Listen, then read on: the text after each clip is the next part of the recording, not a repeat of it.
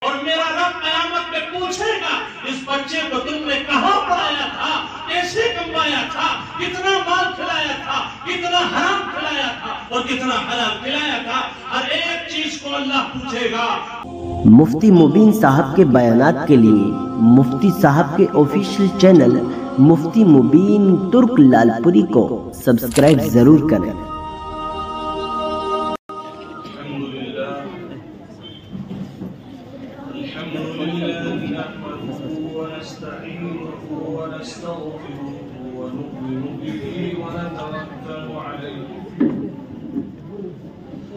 ونعوذ بالله من شرور أنفسنا ومن سيئات أعمالنا،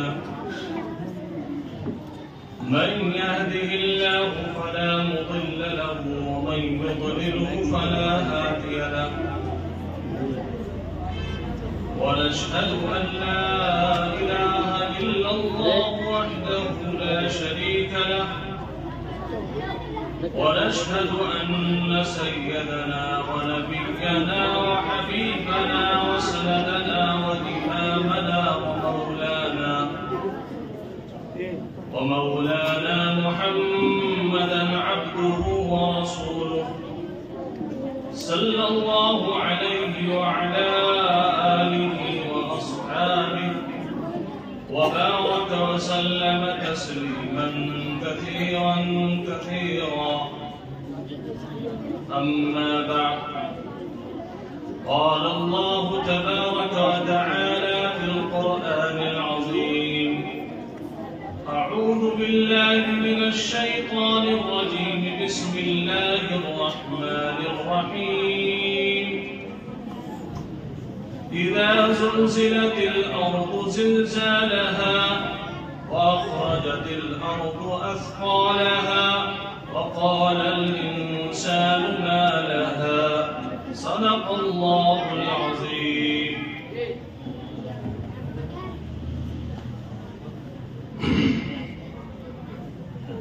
اسٹیج پر رونق افروز صدر جلسہ اور علماء اکرام اور عزیز طلبہ،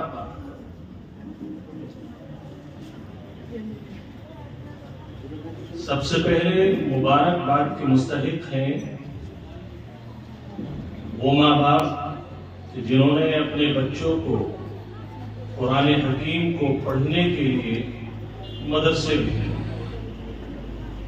اس کے بعد جامعہ قاسمیہ سراج العلوم چتریا جہانگیر کے جو محتمم صاحب ہمارے اور آپ کے موقر جناب قاری جمال احمد صاحب، جمال الدین صاحب، جو اس مدرسے کو ایک عرصہ دراز سے اپنی خدمات دے رہے ہیں، مبارکباد کے مستحق ہیں۔ اور عزیز طلبہ، سب کی مبارکباد آپ کے بعد ہے۔ آپ ہیں تو خدمات ہیں، آپ نہیں ہیں تو کوئی خدمت نہیں۔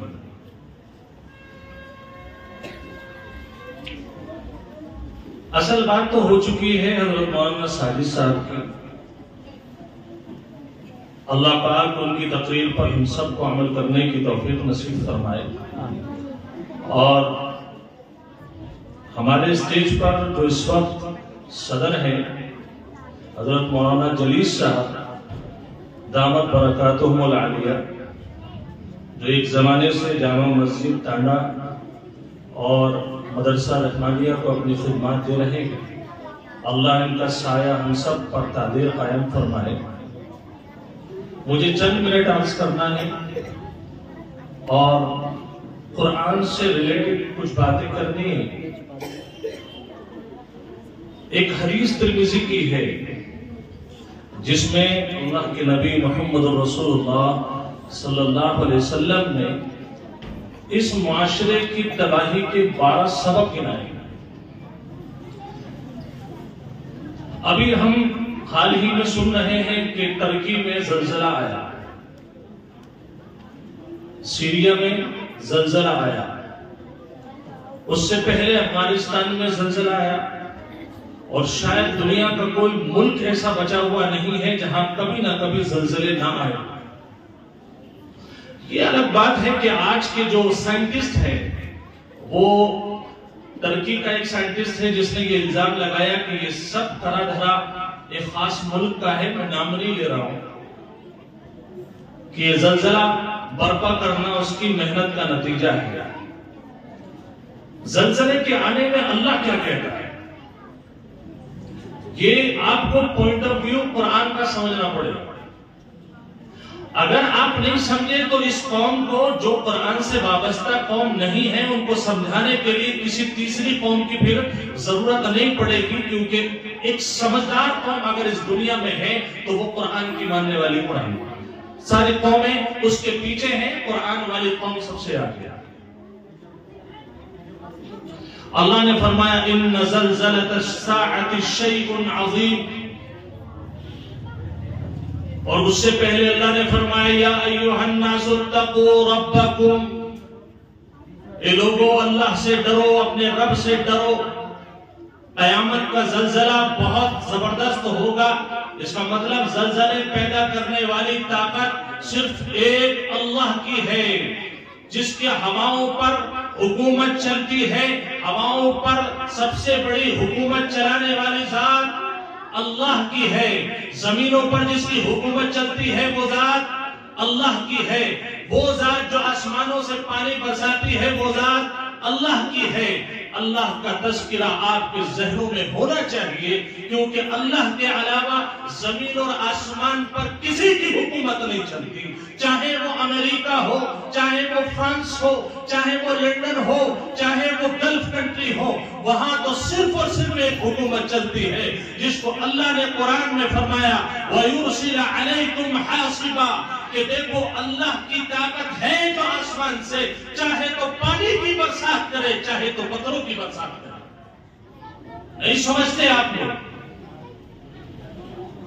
اللہ تبارک و تعالیٰ نے نظام بنایا. یہ بچے چھوٹے چھوٹے جو قرآن پڑھ رہے ہیں آپ انہیں معمولی سمجھتے ہوں گے. وہاں ساجد صاحب کے میں بیان سن رہا تھا, الحمدللہ بہت اچھی بات انہوں نے کہی کہ آپ کو عالموں کو صرف برا کہنا آتا ہے, برائی میں آپ اتنے ملوث ہو گئے, آپ نے ان سے رہنمائی لینا چھوڑ دی. آپ نے ان کو امام تو بنایا لیکن غلام بنایا. خدا کی قسم غلام کبھی قائد نہیں ہو سکتا. اگر امام کو آپ امام مانتے, آپ کو بتاتا کہ زلزلہ کیوں آیا ہے اور زلزلے سے نمٹنے کے لیے اللہ کو کیسے راضی کیا جاتا ہے. مانیے آپ, نہیں مانو گے نقصان آپ کا ہے. اللہ کا کوئی نقصان نہیں, اس کے حبیب کا کوئی نقصان نہیں. ماننے میں بھی فائدہ ہمارا ہے, اطاعت میں بھی فائدہ ہمارا ہے. چاہے وہ جوان ہو یا بوڑھا, اگر وہ اس کے اندر کسی کی حکومت چلتی ہے تو وہ صرف ایک اللہ کی ہے, اس کے علاوہ کسی اور کی حکومت نہیں چلا کرتی. میرے بھائیوں, زلزلوں کا جو سلسلہ ہے قرآن نے اس کا تذکرہ دوسری جگہ پر بھی فرمایا ہے. اللہ کے پیارے حبیب محمد رسول اللہ صلی اللہ علیہ وسلم نے فرمایا کہ 12 برائیاں آ جائیں گی تو پھر اس کے بعد تیز آندھیوں کا انتظار کرنا, پتھر کی بارشوں کا انتظار کرنا, اس کے بعد سرخ آندھیوں کا انتظار کرنا, اس کے بعد تمہارے چہروں کو بگاڑ دیا جائے گا, مشق کا انتظار کرنا. اے اللہ کے نبی, وہ برائیاں کون سی ہیں؟ میرے حبیب نے پہلی برائی گرائی, فرمایا مال غنیمت کو ہر آدمی اپنے باپ کی ملکیت سمجھے گا. جہاد کے بعد جو مال غنیمت آتا تھا اس کو لوگ اپنی جاگیر سمجھے. ٹھیک ہے, جہاد کا بھی معاملہ نہیں ہے. دوسری چیز سنیے, میرے حبیب نے فرمایا جب امانت میں خیانت ہونے لگے گی تو اس وقت آندھیوں کا انتظار کرنا. وہ امانت کیا ہے؟ آپ کے پاس پیسہ رکھا, آپ کے پاس زمین رکھی, آپ کو مکان کرائے پر دیا, یہ سارے کی ساری امانتیں ہیں. اور ان سب میں سب سے زیادہ نمایاں اللہ نے جو آپ کو اولاد دی ہے وہ آپ کے پاس امانت ہے. کلکم راعٍ کلکم مسئولون عن رعیتہ. میرے حبیب نے فرمایا جس کے پاس اولاد ہے وہ یہ نہ سمجھے میں جہاں چاہوں لگا دوں, جس جگہ چاہوں استعمال کروں. تم میں سے ہر ایک ذمہ دار ہے اور میرا رب قیامت میں پوچھے گا اس بچے کو تم نے کہاں پڑھایا تھا, कैसे कमाया था, कितना माल खिलाया था, कितना हराम खिलाया था और कितना हलाल खिलाया था। हर एक चीज को अल्लाह पूछेगा। तुम कहते हो मेरा बच्चा साइंटिस्ट बने, अच्छी बात है। तुमने सोचा मेरा बच्चा इंजीनियर बने, बड़ी अच्छी बात है। क्या तुमने इस बच्चे को मेरा रब का तारुफ बताया? क्या तुमने बताया अपने बच्चे को कि तुझे बनाने वाला कौन है? तुमने अपने बच्चे को बताया कि किसकी इबादत करनी चाहिए? क्या तुमने बताया कि रब का कलाम कैसे पढ़ा जाता है?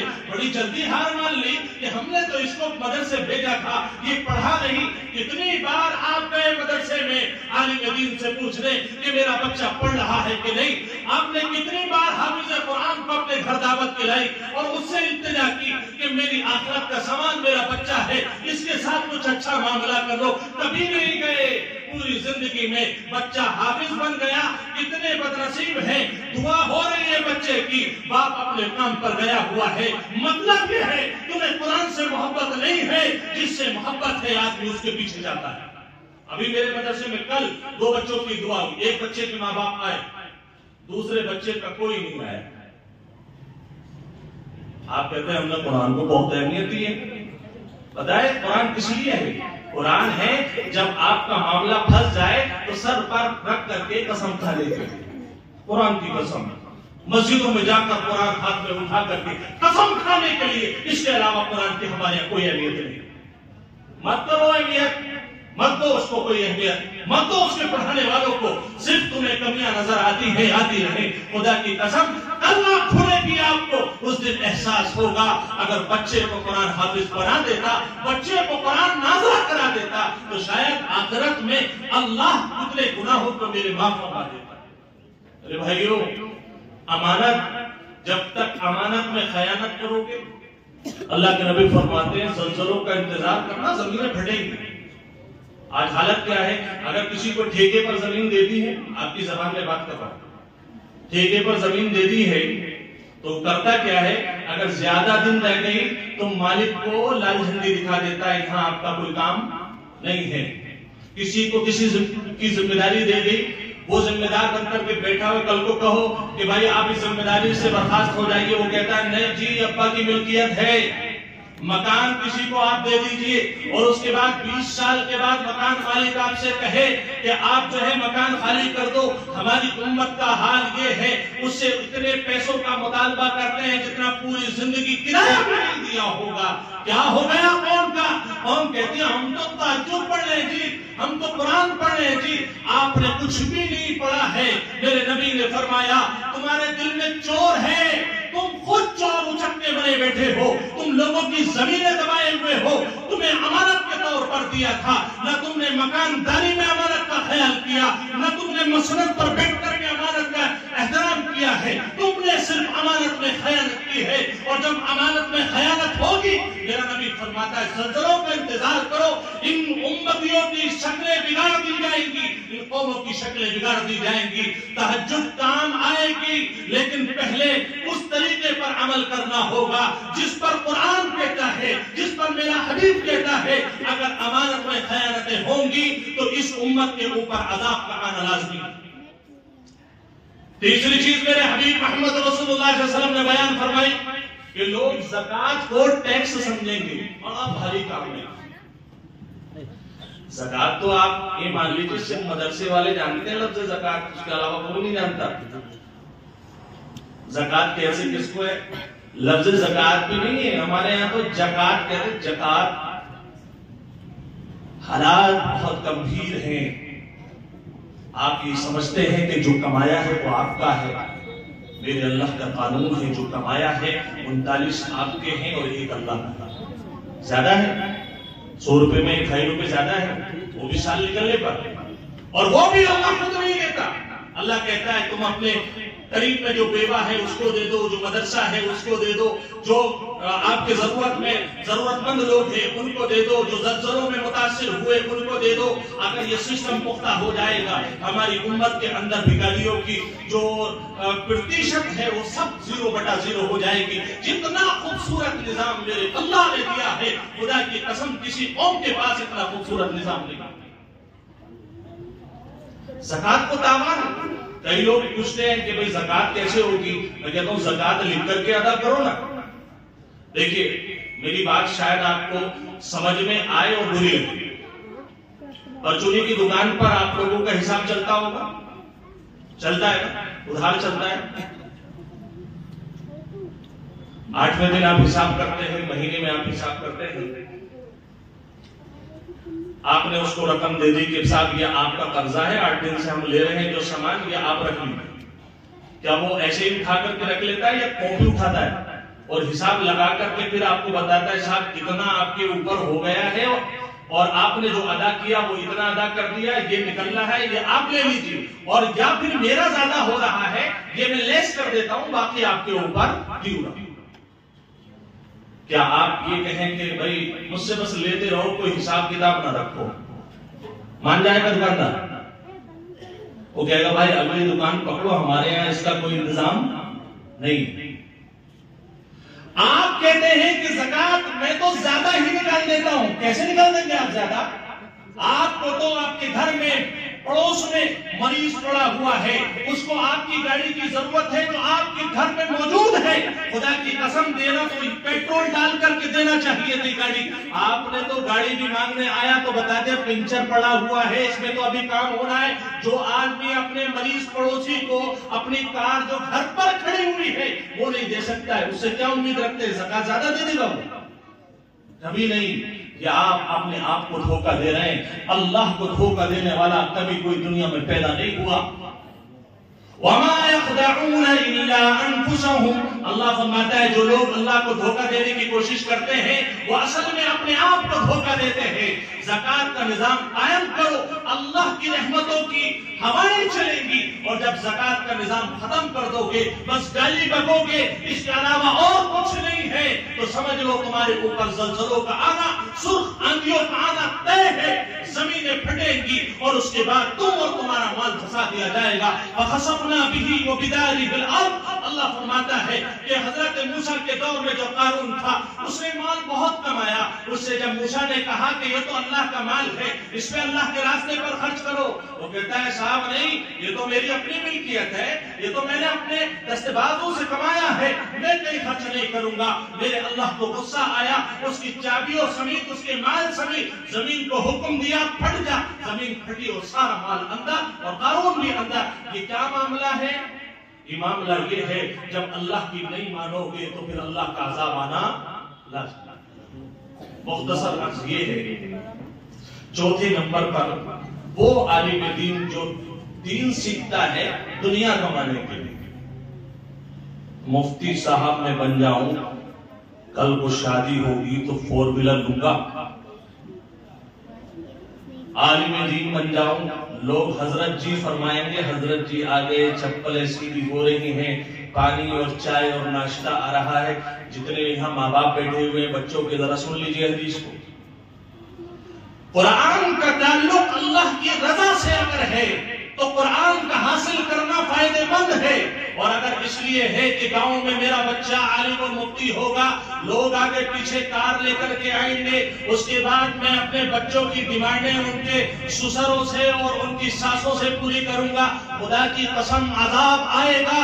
تم نے اگر اللہ کے دین کو پیسہ کمانے کا ذریعہ بنایا تب عذاب آنا لازمی ہے. اور اگر نیت نہ بھی کرو، اللہ کا وعدہ ہے اگر عالم دین اللہ کے لیے علم سیکھے گا، کاریں جب بھی آئیں گی آپ کے دروازوں پر کھڑی ہوں گی، لوگ آپ سے دعا کے لیے کہیں گے، لوگ آپ کو ہدیے اور تحائف دیں گے. خدا کی قسم اللہ کے دین میں کبھی بھی کوئی کمزوری نہیں تھی.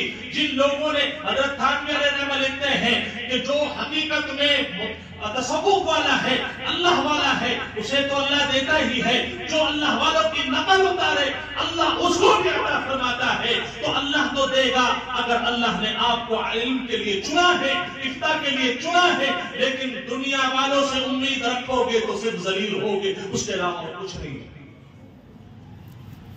آپ کو میں یہ عرض کروں، اللہ دیتا ضرور ہے، اور جتنے بھی علماء میرے قابل بیٹھے ہوئے ہیں تنخواہیں اتنی زیادہ نہیں ہوتی، لیکن اللہ آپ لوگوں کے دلوں کو منور کر دیتا ہے، نرم کر دیتا ہے. ابھی ایک عالم صاحب مجھ سے پوچھ رہے تھے گھڑی بڑی اچھی ہے، اس کی قیمت مارکیٹ میں 50,000 روپے کی ہے.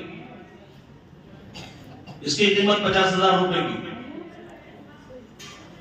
کہاں سے لی؟ اتنی تو میری اور ابا کی تنخواہ ملا کر کے بھی 1 مہینے کی نہیں ہوتی. آئی کہاں سے؟ اللہ نے دی. مانگی نہیں کسی سے، ہاتھ نہیں پھیلایا. کار میں بٹھا کر کے عزت کے ساتھ حضرت آپ کے لیے یہ تحفہ آیا ہے. کہاں سے لایا؟ دبئی سے لے کر کے آیا ہوں. اگر میں مانگتا تو بھکاری ہوتا. اور اللہ نے اس کے دل میں قرآن کی محبت ڈالی. خدا کی قسم اللہ کے لیے بھی اگر آپ کوئی کام ادنا سا کام کرو گے اللہ ذلیل نہیں کرے گا. اللہ وہ عزتیں دے گا. جو لوگ جن کے یہاں پر ملاقات کے لیے گھنٹوں بیٹھنا پڑتا ہے وہ آپ کے بچوں کی جوتیاں سیدھی کریں گے اگر اللہ کے لیے نیت کرا دی. نیت کرو ہم بھی قرآن اللہ کے لیے پڑھیں گے اور ہم قرآن پڑھانے والوں کی عزت کریں گے. اگر آپ نے ان کی عزت کی اللہ آپ کو عزت والا بنا دے گا انشاءاللہ. 5ویں چیز اللہ کے نبی صلی اللہ علیہ وسلم نے بیان فرمائی کہ لوگ بیویوں کی اطاعت کریں گے، ماؤں کو ذلیل کریں گے. مائیں تو ذلیل ہو رہی ہیں. کئی ایسے فون آتے ہیں حضرات علماء اکرام بیٹھے ہوئے، حضرت کیا کریں میرا بچہ بڑا ذلیل کر رہا ہے، دوا بھی لا کر کے نہیں دیتا. اللہ کے نبی صلی اللہ علیہ وسلم نے فرمایا اگر بیویوں کی چکر میں ماؤں کو ذلیل کرو گے اللہ تمہیں ذلیل کر دے گا. نمبر 6 پر فرمایا کہ دوستوں کو اہمیت ہوگی، باپ کو دھتکارے گا. ابا جی ارے ابھی دوست بیٹھے ہوئے آپ کہاں سے آ گئے؟ علماء بیٹھے ہوئے ہیں، فلاں سیاسی لوگ بیٹھے ہوئے ہیں، آپ کہاں سے آ گئے؟ بعد میں آنا. بھائی دوا لانی ہے، پیسے دو تو نا تھوڑے سے. کان میں کہہ رہا ہے لیکن تیار نہیں ہے بندہ. کہتا ہے دوستوں میں امیج خراب ہو جائے گی اگر آپ میرے اسٹیج پر آ جائیں گے، میری شادی میں آ جائیں گے. خدا کی قسم عزت اور ذلت کا مالک میرا رب ہے. جس کو چاہے گا عزت دے گا اور جس کو چاہے گا ذلیل کر دے گا. جس نے باپ کی عزت نہیں کی اللہ اس سے کبھی خوش نہیں ہو سکتا اور کبھی اس کو عزت نہیں دے گا. دنیا میں لگ رہا ہے تمہیں عزت مل رہی ہے، آخرت میں رسوا ہو گئے. بات لکھ لو، دوستوں کا احترام کرو لیکن باپ کا احترام اس اللہ کے بعد اگر کسی کا مرتبہ ہے تو رسول اللہ صلی اللہ علیہ وسلم کے بعد اللہ تبارک و تعالیٰ نے اللہ کے بعد ذکر کیا باپ کا، ماں کا. یہ والدین وہ چیز ہیں جو دنیا میں آپ کو ہر آدمی غرض کے ساتھ ملاقات کرے گا. ماں باپ وہ ہیں جو بغیر غرض کے ملاقات کرتے ہیں. آگے فرمایا مسجدوں کے اندر لوگ شور کریں گے. مسجدوں میں بیٹھ کر کے ہمارے یہاں بھی شوروں کا سبب کیا ہوتا ہے؟ مسجد میں بیٹھ گئے 4 بوڑھے لوگ، بتاؤ تمہاری بہو کیا کر رہی ہے، تمہارا داماد کیا کر رہا ہے. ایک طرف سے ہانکتے چلے جا رہے ہیں، یہ نہیں دیکھ رہے کس کے دربار میں آئے. میرے بھائیوں اگر کسی ایم ایل اے کے دربار میں جا کر کے آپ خسر خسر اپنی کرنے لگے تو وہ بھی برداشت نہیں کرتا. تم تو رب وہ جو کریموں کا کریم ہے، جو سب کچھ کا مالک ہے، اس اللہ کے دربار میں آ کر آپ ان لوگوں کی باتیں کر رہے ہیں کہ کون ایم ایل اے میں جیتے گا، کون پردھانی میں جیتے گا، کون ایم ایل سی میں جیتے گا، کون ایم پی میں جیتے گا، کون پردھان منتری بنے گا. یہ آپ کو شوبہ نہیں دیتا. اللہ کی ذات سب سے بلند ہے، اس کے سامنے کسی کا تذکرہ نہیں ہے. مسجد اللہ کا گھر ہے، اللہ کا دربار ہے، وہاں صرف اللہ کا ذکر ہونا چاہیے، کسی اور کا نہیں ہونا چاہیے. آگے اللہ کے نبی صلی اللہ علیہ وسلم نے فرمایا کہ لوگوں کی عزت ان کے شر سے بچنے کے لیے کی جائے گی. سلام کیا جاتا ہے، بولے لیڈر صاحب ہیں، پردھان ہیں، انہیں سلام کر کے نہیں جائیں گے تو یہ مہینے کے آخر میں ناچ نہیں دیں گے ہمیں، اس لیے آپ کو سلام کرتے ہیں. فرمایا اب بھی انتظار کرو. اس کے بعد فرمایا لوگ جب گانے بجانے کے رسیا ہو جائیں گے، جیسے کہ حضرت نے عرض کیا تھا گانے بجانے کے رسیا اتنے خطرناک رسیا بن چکے ہیں. سوتے سوتے گانا چاہیے، اٹھتے اٹھتے گانا چاہیے. شادی بیاہ ہو رہے ہیں تو سب سے پہلے 8 دن پہلے ناچ گانے شروع ہیں. 8 سال سے اللہ سے مانگ رہا تھا کہ اللہ میری بیٹی کا رشتہ کرا دے، میرے بیٹے کا رشتہ کرا دے. 8 سال میں جب رب نے سنی تو شادی کے وقت پہ سب سے پہلے ناراض کرتا ہے تو کس کو کرتا ہے؟ اللہ کو کرتا ہے. کیا انصاف ہے آپ کا؟ یہ جس سے مانگا، جس نے دیا، اسی کو ناراض کرتے ہو. یہ ایک ایمان والے کی شان نہیں ہے. توبہ کرو. انشاءاللہ شادی کے موقع پر ہم رب کو راضی کریں گے، شیطان کو راضی نہیں کریں گے انشاءاللہ. آگے اللہ کے نبی صلی اللہ علیہ وسلم نے فرمایا شراب اور شباب کا دور ہوگا. اور سب سے آخری بات میں عرض کروں، اللہ کے نبی صلی اللہ علیہ وسلم فرماتے ہیں کہ بعد والے پچھلے والوں کو گالیاں بکیں گے. عام رواج ہے کوئی عالم بیٹھا ہے اس کو گالی بک رہے، جو پرانے عالم ہیں ان کو گالی بک رہے، یہ آخری بات تھی میرے بھائیوں، گالی بکنے کا جو رواج ہے نا ویسے ہی اللہ کے یہاں ملعون ہے۔ آپ علماء کو گالی بک کر کے کیا کریں گے؟ جیسے ابھی آپ حضرت نے عرض کیا، کیا کریں گے آپ؟ گالی بکنے کا جو نظام ہے کہ آپ کا ختم کر دیجئے۔ میرے نبی نے فرمایا کہ جب لوگ گالیاں بکیں گے تب انتظار کرنا کہ سرخ آندیاں چلے گی اور اللہ تمام لوگوں کو ختم فرما دے گا، زمینیں پھاڑ دی جائیں گی، اس کے بعد لوگوں کو زمین میں دھسا دیا جائے گا۔ اگر آپ ترقی کے زلزلے سے کچھ نہیں سمجھے تو سمجھ لو آپ کو خسارہ ہے۔ اور سائنٹسٹ تو یہاں تک انومان لگا رہے ہیں ہندوستان ابھی باقی ہے، یہاں زلزلہ آئے گا، لیکن انما علمها عند اللہ، انما العلم عند اللہ، کہ اس کا علم تو صرف اللہ کے یہاں ہے، اللہ کے علاوہ نہیں کوئی نہیں جانتا۔ لیکن یہ تو بتاؤ کیا اللہ ہندوستان میں زلزلہ نہیں آ سکتا؟ آپ کے چھتریا میں کہ اللہ کا عذاب نہیں آ سکتا؟ لالپور میں اللہ کا عذاب نہیں آ سکتا؟ کہاں نہیں آ سکتا؟ جہاں رحمت آ سکتی ہے وہاں عذاب بھی آ سکتا ہے۔ اللہ فرماتا ہے مجھ سے ڈرو، یا ایھا الناس اتقوا ربکم، اے لوگو اللہ سے ڈرو۔ اللہ کے نبی صلی اللہ علیہ وسلم کا اب عمل کیا ہے زلزلوں سے کیسے بچا جائے؟ 3 چیزیں۔ پہلی چیز استغفار، اللہ سے توبہ کرو، اللہ کو منا لو۔ خدا کی قسم اللہ مان گیا تو سب کچھ آسان ہو جائے گا، اللہ ناراض ہوگا تو کچھ بھی حل نہیں ہوگا۔ میں چھوٹا ہوں، میں سمجھ رہا ہوں اس بات کو، آپ بڑے ہیں، آپ مجھ سے زیادہ سمجھتے ہیں۔ جس میدان میں ہے دیکھو کہ اللہ ناراض کیوں ہے، اللہ سے توبہ کرو۔ دوسری چیز نماز کا اہتمام کرو۔ حضرت عبداللہ ابن عباس رضی اللہ عنہ کے دور میں زلزلہ آیا بصرہ کے اندر، حضرت نے فرمایا لوگوں نکلو نماز پڑھو، اللہ کو مناؤ، کیونکہ اللہ ہی زلزلوں کو ٹال سکتا ہے، کوئی اور چیز نہیں۔ اللہ کے پیارے نبی محمد رسول اللہ صلی اللہ علیہ وسلم کا ایک عمل حضرت عبداللہ بن عمر رضی اللہ عنہ، حضرت عمر بن عبدالعزیز رحمۃ اللہ علیہ اپنے طور پر نقل کرتے ہیں، تاریخ میں لکھا ہوا ہے، ان کے زمانے میں جب زلزلہ آیا تو انہوں نے لوگوں کو کہا تھا کہ لوگوں کہ سب سے پہلا کام یہ کرو، اخرجو، نکل جاؤ، من استطاع منکم ان یخرج صدقۃ، تم میں سے جو کوئی اللہ کے راستے میں صدقہ کر سکتا ہے فلیفعل، اس کو چاہیے کہ اللہ کے راستے میں خرچہ کرے۔ اور اس کے بعد دلیل دی فإن اللہ تبارک وتعالی یقول قد افلح من تزکا وذکر اسم ربہ فصلی، کہ اللہ ان لوگوں کو پاک اور صاف فرما دیتا ہے، ان لوگوں کو اللہ کامیابی عطا فرماتا ہے جن کے دل پاک ہوتے ہیں، جو اللہ کا نام لیتے ہیں، کیونکہ اللہ نے زلزلہ دیا ہے وہی دور کرے گا۔ تو نیت کرتے ہیں انشاءاللہ توبہ کریں گے۔ ابھی حضرت دعا کے لائیں گے، آنکھیں بند کر کے اللہ سے لو لگا کر ہتھیلیوں پر دیکھتے ہوئے یا آنکھیں بند کر کے جیسے بھی تصور ہو اپنے رب کا تصور کیجئے اور عقیدہ کیجئے کہ انشاءاللہ ہم قرآن سے وابستگی رکھیں گے، ہم خود بھی قرآن پڑھیں گے اور بچوں کو بھی انشاءاللہ قرآن پڑھائیں گے۔ کرتے ہیں نیت انشاءاللہ۔ اللہ تبارک و تعالی ہماری اس نسبت کو قبول فرمائے۔ اور میں ایک بار پھر جامعہ قاسمیہ سراج العلوم کے سارے اسٹاف کو مبارکباد دیتا ہوں، جتنے بھی اساتذہ یہاں پڑھا رہے ہیں، اللہ ان کی محنتوں کو قبول فرمائے، اللہ ان کے دنیا اور آخرت میں ترقی کا اس کو ذریعہ بنائے۔ قاری جمال الدین صاحب، اللہ تبارک و تعالی ان کے سائے کو بھی اس مدرسے پہ تعدیر قائم فرمائے، ان کی نسلوں کو دین کی خدمت کے لیے قبول فرمائے۔ آمین وآخر دعوانا الحمدللہ رب العالمین۔